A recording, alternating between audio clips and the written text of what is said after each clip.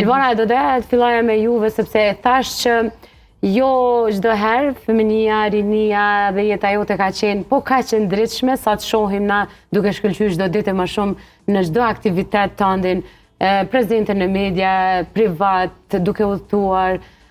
dhe sikur ka qenë një luftë e madhe e kësaj famës me e vjedhë dhe me e përcjell të tjerë, dhe jotja.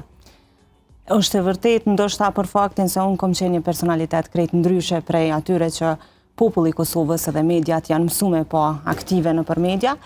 Ju e thatë që familja ime nuk ka qenë e lehtë as e zakonshme me të tjerët, kuptohet, për shkak të sfidave të ndryshme shëndetësore që i kom pas, mirë, po përtej kësaj unë nuk kom zgjedhur të ndalem. Kom zgjedhur ta jetoj jetën në aspektin normal sikur të gjithë të tjerët, edhe lufta kryesore ka qenë të jemi integruar në formë të barabartë në shoqëri, çka vërtet ja kom arrit. Këto ja kom arrit për shkak të mbështetjes së madhe të familjes edhe rrjetit shoqëror cilin e kom pas, po mbi të gjitha edhe për shkak të vizionit personal që më ka përcjell që mos ta dalloj veten nga të tjerët për shkak të një vështirësie të vogël shëndetësore që e kom pas. Gjithsesi,